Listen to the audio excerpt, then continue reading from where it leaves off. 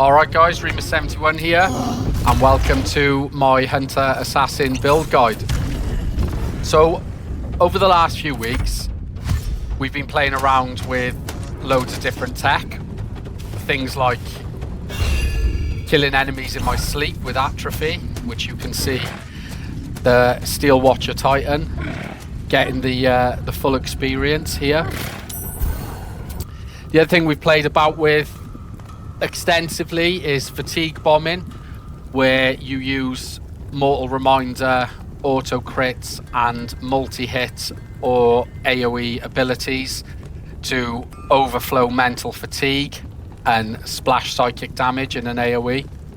So you can see here we're going to turn Scorching Ray into an AoE spell, and you can do this with Eldritch Blast, Elcart Charge. Rat-Bat does it better than anything.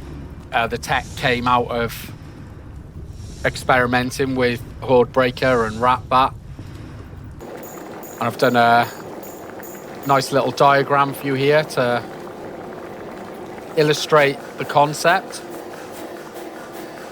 So if we crit everything in a cluster, every enemy will generate Mortal Reminder and an AoE. And through all this research, I got the feeling that there was a power build here. So basically, the interaction between Alacrity from the Assassin and Horde Breaker is it refreshes it. So a Hunter Assassin strictly does more attacks for less resources than virtually any other build. And Proxy drew my attention to a knife buried deep in the code. The King's Knife. So I've decided to make an all-out power build. We've stripped back the tech, and this build's going to keep things as simple as possible. It's going to be max damage, max attacks, max power items, absolutely shameless. But I've never done a power build before, and I do find it fascinating that this combination of subclasses is so uncommon and so completely overshadowed by Gloomstalker, a single mortal soul, because it is absolutely devastating. It's low skill, easy to pilot, completely resourceless, doesn't rest for the whole game. It just carves all the game's content into absolute pieces. Chances. So let's get into it. Hope you enjoy. Let's get going. The King's Knife belonged to an old Dwarven king, and for roleplay and power gaming, we're going to pick Dwergar. The at-will invisibility at level 5 makes the game completely trivial. I found it extremely fun. It's so simple to play this build that it let me enjoy other parts of the game. If you want a bit more depth and complexity to the stealth and you're more confident, pick a different race. But I do want to make a super accessible, real power build that anyone, including new players, can pick up and play and feel strong. So Dwergar. We start off as Rogue, and we dump Strength to 8, 17 Dex, 14 Constitution, 8 Intelligence, 16 Wisdom, 10 Charisma. You want Athletics expertise. We're going to drink a Strength Elixir, but don't worry about having to farm them, because this build never long rests. It only long rests when you're forced to. And with 20 Strength and Expertise and Athletics, it gives you an I win button for just pushing people into chasms. There's a lot of them. It's a one-shot kill, which is what an assassin wants to do. And it actually solves a few difficult fights. So Wargaz has got alert, can't be surprised and critted, but he can be shoved into a nearby chasm. Sleight of hand, stealth, perception for quality of life.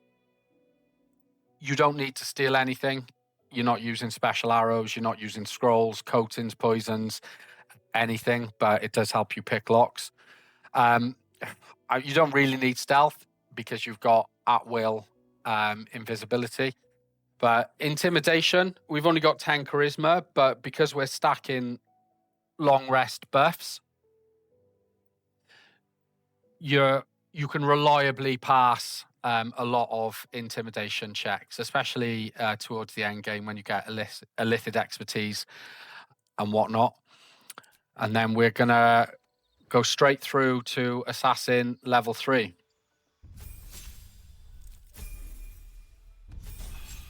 So Assassin at level 3, dual wielding daggers is as strong as it gets. You want to respec to get Shovel, start a surprise round with him, dual wield daggers, and 4 crits is a lot of damage. Assassin with your expertises and Alacrity refreshing your attacks is functionally 4 attacks in the early game.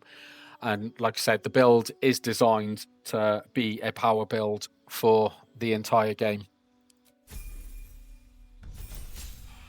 This is where things get a bit weird. So we take Ranger at level 4, and you want Bounty Hunter. I love Ensnaring Strike with disadvantage. Again, it's a spell that's an I win button against certain enemies that hard counter us. So Thistlebolt Thorn, the Shambling Mound, stuff that we really don't want to fight in melee and can't surprise. Bounty Hunter with the Heart of Fire Acuity solves that. Beast Tamer. So we don't get Minor Illusion, which is a massive enabler for the build, until level 7. You can group enemies up with your cat. So you can't have the cat active at the same time as Shovel, but he can do a passable job. So he's got good stealth. You can maneuver enemies with Meow and then get into their blind spot, and he can trigger surprise rounds just like Shovel. Level 2, 2-weapon fighting, because we're dual wielding daggers for the whole game, and Long Strider and Enhanced Sleep. You don't have space for Hunter's Mark for virtually the whole game because you're using your bonus action for an offhand attack, which is generally going to be crits, and your concentration is contested by invisibility. Right. Level 6, Horde Breaker and Ensnaring Strike. Level 7, Magic Initiate Sorcerer. Minor Illusion completely enables the build. Booming Blade, more damage. You can take Shield because you can re-equip into medium armor and pump your AC and fight more traditionally against, alert enemies. But I actually like Disguise Self for the skill check boon from the Shapeshifter's Ring. And it's just really good quality of life. It can enable shoving and throwing. Now, I appreciate that is a weird level split. 3 Assassin, 4 Hunter. But the secret sauce of this build is that Alacrity refreshes Horde Breaker. So the prevailing wisdom is that you have to get extra attack with a Marshal by level 5. That is the set in stone leveling path for the Gloomstalker Assassin. You go 5 Gloomstalker and then you go into Assassin. That doesn't get you auto crits until level 8. This setup with Horde Breaker and Alacrity, you get auto crits at level 3. And at level 6, you can do 5 crits because Alacrity refreshes Horde Breaker. Let's have a quick look at the itemization.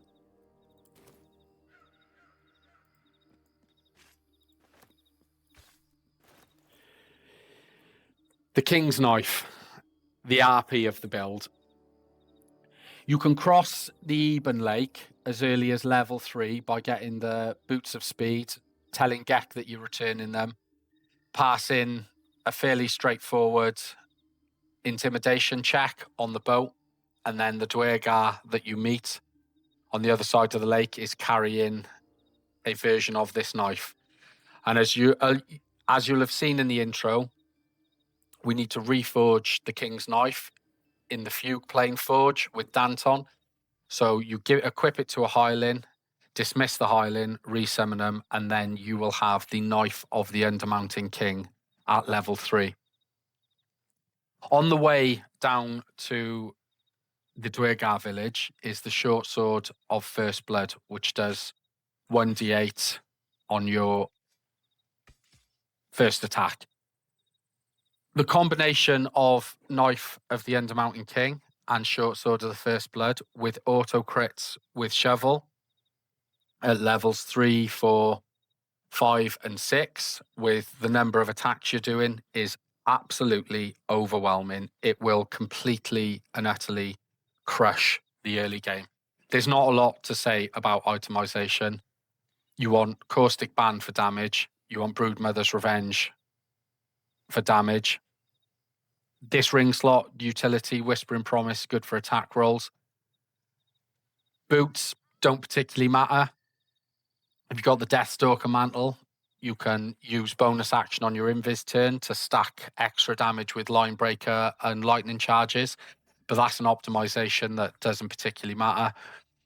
Gloves, honestly, don't matter. All we care about is the overwhelming damage of this item set, which we've enchanted with a Wild Magic Sorcerer.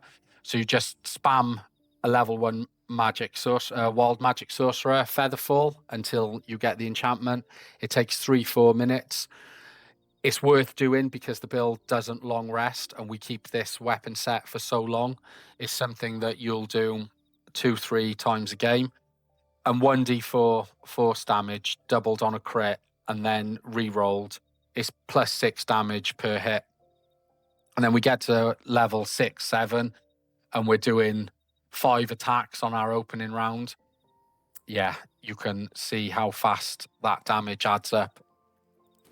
And on top of that, long rest buffs like Morning Lord's Radiance and Bliss Spores, we retain them. Like I say, you don't long rest. You can keep Morning Lord's Radiance until the start of Act 3.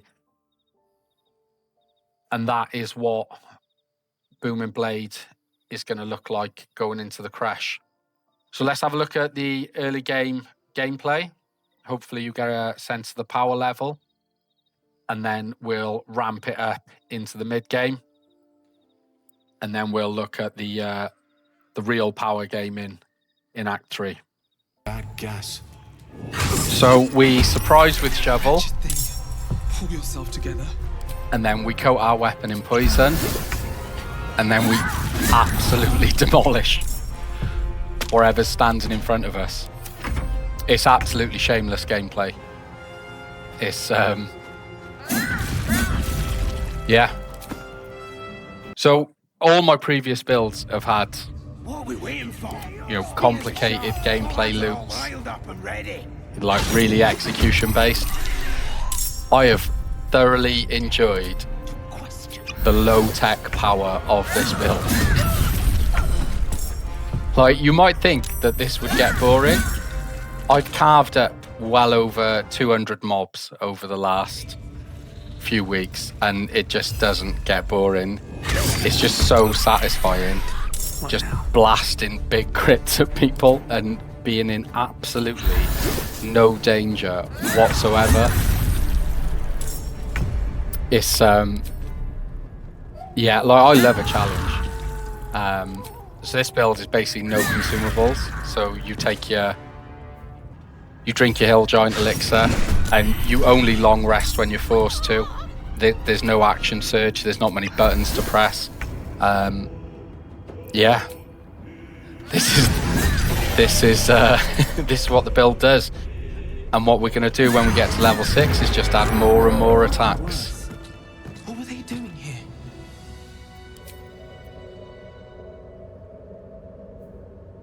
Break. Here's the build in action in the crash, guys. So I'm just going to give you a train of thought Be calm. We've got our three ranger, 3 assassin, well, 4 ranger here for minor illusion. At level 6, you can group enemies up with your cat. But yeah, level 7, when you get minor illusion, is what really enables it. So here you're going to see Alacrity refreshing Horde Breaker. Poison our weapon, set Horde Breaker. So we've got a follow-up attack. It's attack number 2. Again. Attack 3. Attack 4. Attack 5. So that's a mob of Gith. They're tough opponents, and yeah, we've killed 3 of them and left one of them on low HP. And we're just gonna speed run the entire crash like this. And I think speed run in a hard dungeon is like the best showcase for what the build can do. Shouldn't have wished. So we're going to run into Wargaz's chamber now, and there's an important note here. So Wargaz has perfect sentry. He can't be surprised. He's got good initiative. So remember I said athletics expertise is an I win button? I'll show you what I mean now. So this is your standard minor illusion, group enemies there. And we're not going to entertain Wargaz. This is a low skill max power build. I need a quick word. So we just yeet him into the chasm. And then we play around Horde Breaker crits.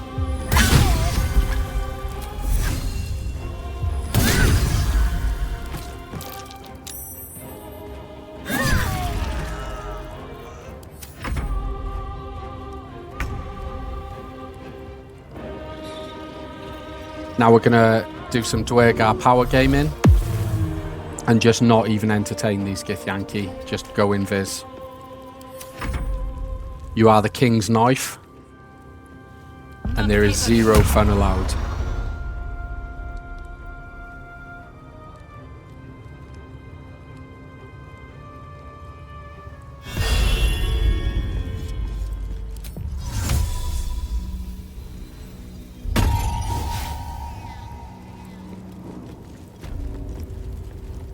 And we're just going to reset, get back to luring them.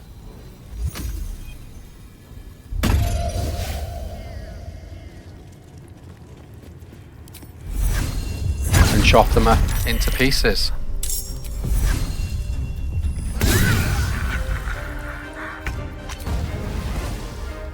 So you can see how loading Horde Breaker on a surprise round and giving you that full main hand attack is lethal.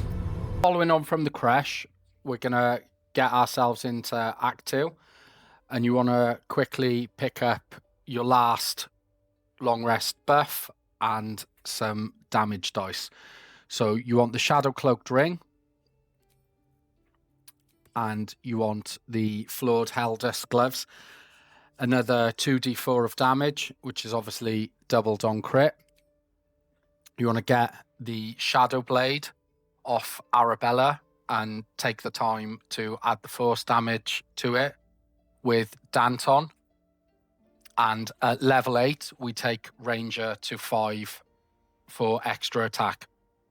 So with the Horde Breaker Alacrity that we were just looking at in the crash, once we get extra attack, we will now have 7 attacks on a surprise round. And with that many damage dice, because all our items are damage, it's it's a lot. And it'll chew through absolutely everything. You can plow Moonrise, plow through all the undead, plow through the Gith ambush. I'll show you what the build does to the Gith ambush at level 8, and then we'll take a look at Balthazar. So we want to keep Morning Lord's Radiance for the whole of Act 2, so we can't fight the Sharons directly. this is what I was saying earlier about the build. You know, certain fights do hard counter it. So like Balthazar, he has alert. We can't fight the Sharons. So it's just a fun little solution to that fight. And then I'll show you how the build solves Merkel. Level 9, you want alert. So the build doesn't get Gloomstalker Assassins +3. So we do need to take alert to beat some high initiative enemies at the start of the fight. So Yerga, Balthazar, Cazador, he's got alert as well. But yeah, it's a big quality of life uplift. And let's have a look at some Act 2 combat. So this is the GIF ambush, guys. Can be quite a nasty fight. We've got extra attack here, so there's our first attack. What we're doing is we're loading the Horde Breaker follow-ups onto Shirai. So Horde Breaker, the one to the left, and then you get another attack there. And yeah, cycling through the attacks like this, you can load 4 attacks onto the highest priority target. But yeah, you can see we've taken 3 of them out, loads of damage, and it can be quite a nasty fight. This, it's yeah. Get shovel out the way, and yeah, clean up the last 2 archers. But yeah, that's how the build progresses. Obviously, 7 crits on the opening round with that many damage dice. It's low tech. Surprise round with shovel. Dwagger in with invis and just carve him to bits. And that's job done. Mind. Next up, we got a bit of fun with Balthazar. So as I said, we can't fight the Sharons because we want to keep Morning Lord's Radiance. So a fun little workaround that I found for the fight was just reverse pickpocket Balthazar a scroll of Sunbeam and a haste potion, and then we'll just go invis, let the fight play out, and he'll suicide himself, or almost. He actually got kept alive by his necromancer ability there, and then just yeah, go in for the cleanup. And yeah, we'll have a look at how you can surprise Merkel and assassinate him next. Let's get into it. So to do this, you need to kill the Night Song. For an assassin with Night Song alive, the fight is an absolute nightmare. And as this is a power build, I really wanted to take the fight on kit, not using many consumables. So we've got limited consumable use, you know, potions to proc Broodmother's Revenge and the Bless Ring. But yeah, basically we carve up the Mind Flayer, and then we'll carve up Ketheric. And yeah, the way it works is that if the brain cats are left alive, they'll try and detect you, and that could drop combat. And the other thing is, if you get far enough away, there's a spot right at the top by the door which activates the break range, so combat just drops. So we got Shovel there fighting the good fight. Merkel surprised. And yeah, we're just going to get right to the top. Get out the way. I actually layered the base of the platform with caustic bulbs. So the idea was that if combat didn't drop as I expected it to, Merkel would call in all the necromites, and then they'd kill themselves on the caustic, getting sucked into it, so he'd do the work for me, and then combat would drop that way. But as it stands, they killed Shovel. We're out of the break radius. We're an assassin. We enlarge ourselves. Enhanced leap. And we are going to chain surprise rounds on Merkel. Yeah, so this is it's real time. It's a real a real takedown, and it's yeah, I think it shows the power of the build. You're going all in on surprise rounds. It's yeah, if they haven't got alert, they're in deep trouble. But obviously, we'll launch a load of crits for him now. Got him to about 40% HP.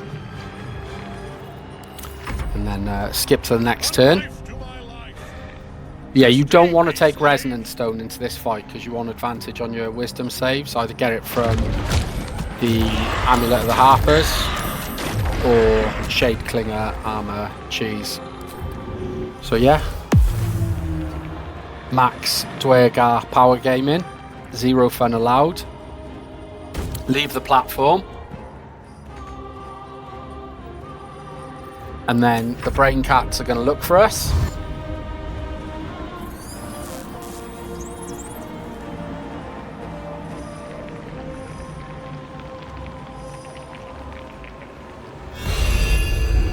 And there we go. Combat's dropped.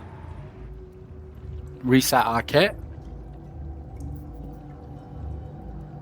I probably could have been an absolute baller and just jumped straight back up, but, you know, it's Merkel.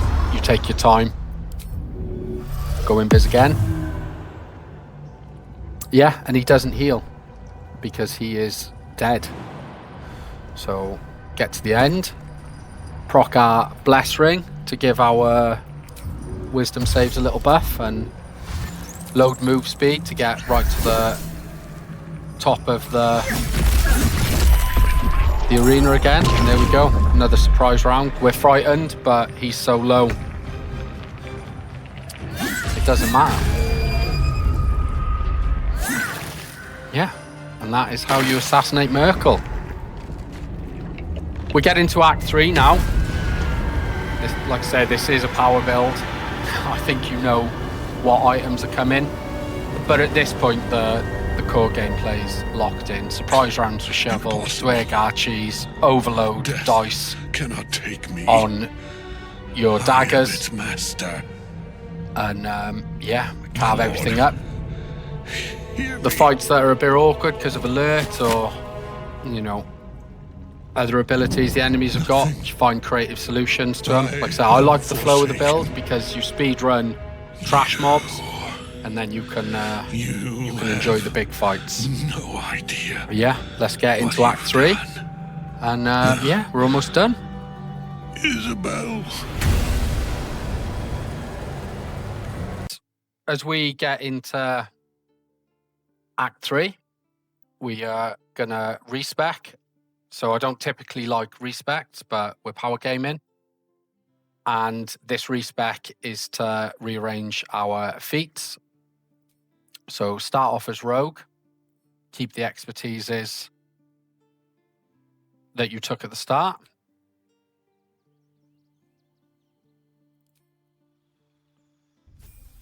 And then we'll take Assassin to 3.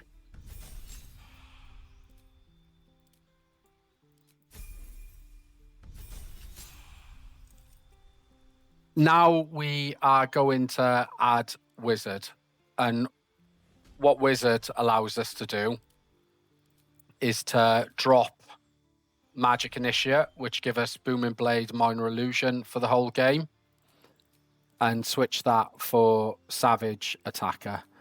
So just take wherever you want here.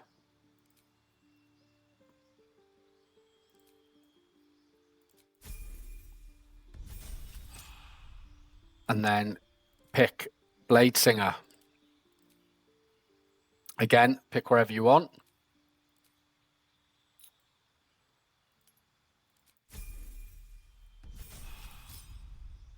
Keep progressing Blade Singer. We want Shadow Blade. And pick a utility spell that you fancy. Obviously, our intelligence is low. We're casting off Wiz, and you don't need anything here, so just take wherever. Misty Step if you get into trouble. And then Wizard for Savage Attacker. And again, another utility spell as you see fit. None of this really matters.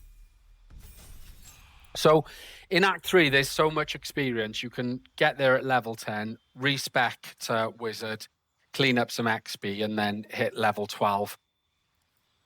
And our final split, we finish Ranger up again. And I'll show you the final level split. So 2 weapon fighting again.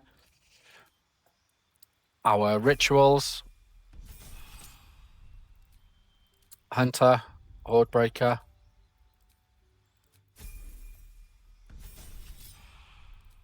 and then Alert.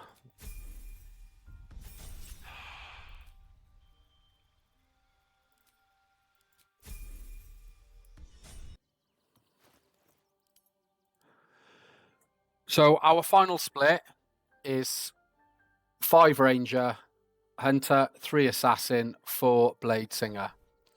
And what this lets us do is upcast Shadowblade. So you upcast Shadowblade to level 3.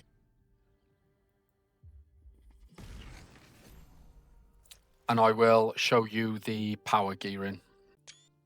And here is the end game gearing, guys. No surprises here. Upcast Shadowblade to 3d8 with Resonant Stone and auto crits. It is absolutely lethal. Vicious Shortbow for +7 damage on Shadowblade and Crater Flesh. Ballast Armor +2 initiative on top of Alert puts us at +11. Diadem damage we've had on all game. Broodmother's damage all game. Shadowcloaked Ring damage all game. The second ring slot is utility. So because Dwergat Invis blocks concentration, you can't reliably use Strange Conduit Ring. But if you do want to invis into a fight with a potion, you can have this running with protection from evil and good. And obviously, you're a wizard, you can scribe level 3 spell slots. So you can scribe haste. So, for example, in the Raphael fight I'm about to show you, I ran Burnished Ring, which is concentrationless paralysis for crits on the second round, and I self-hasted. So I wanted to do the run, do the Raphael fight with really limited consumables, just to stress test the build. We'll have a look at it coming up now. But yeah, this is it. Upcast Shadowblade, Belm for 7 main hand attacks on a surprise round. All the usual buffs. Drake Throat, drink a potion to get Broodmothers running. Take it as far as you want. If you want to get the Mirror of Loss, you can either put it in Dex or more initiative or Wisdom for +1 damage. It doesn't really matter because you just overwhelm everything. Not sure what else to add. We'll have a look at the Raphael fight. You'll see the damage output, and you'll see how Hunter and Alacrity distributes damage. So, it's all well and good Paladin doing 400 damage a hit, but doing 4 attacks. What fight are you in where you've got 400 HP enemies? Most fights are structured where you've got a big bard, and then the adds.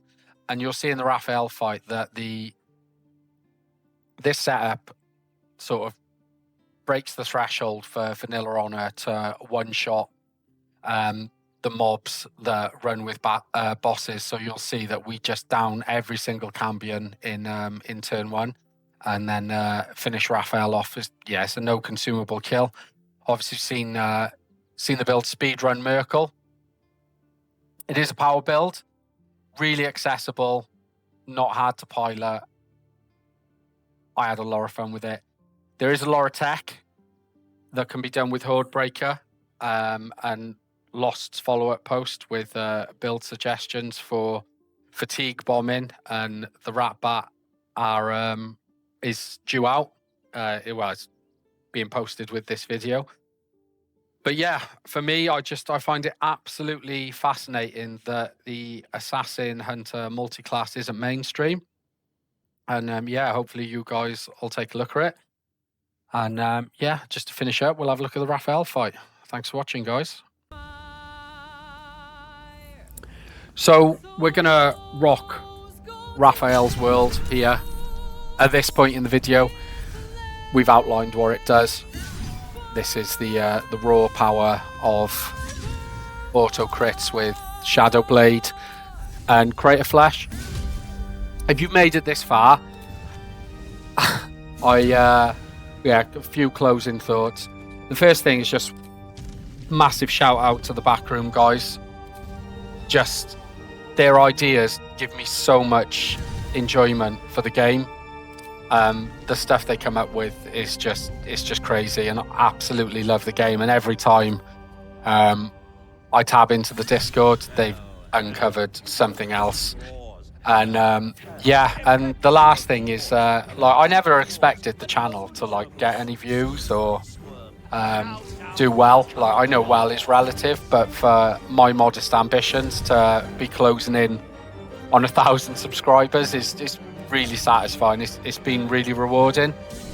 So with this video, I'll try to do like a little bit more editing, and yeah, it's rudimentary stuff, but it's been really satisfying. I've had a go. Hopefully I'll get better and can, you know, put out better content for you guys. Like, my passion is, you know, the D&D universe, the lore and the storytelling. And for the next build that I'll be putting out, I really want that to be, you know, like a body of work that I can be proud of. But yeah, I've had like a running joke with Mrs. Remus over the last few months that I'm going to make it big time, and I'm going to move to California and all the rest of it. But yeah, like I said, we are closing in on 1,000 subscribers. If you have made it this far, like and subscribe. I never thought I'd ever ask, but now I actually want the milestone of hitting 1,000 and buying Mrs. Remus a coffee. But yeah, really appreciate you guys, and again, massive shout out to the back room. Take care. Bye.